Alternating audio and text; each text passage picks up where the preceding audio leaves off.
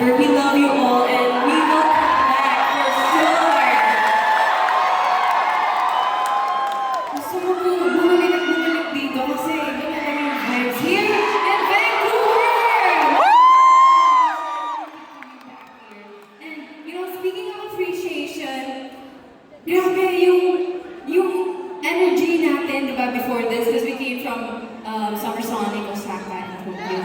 Energy, pero andito rin, grabe! So, it just shows na kahit saan man kami sa mundo, your energy, mga energy ng blues, grabe talaga, kasi hindi sila nagpapakabog. So, we hope you enjoy the next performance, and if there's anyone na nakakaalam sa pagod namin on stage and sumasalo sa amin whenever we're running out of breath or kung ano man mangyari.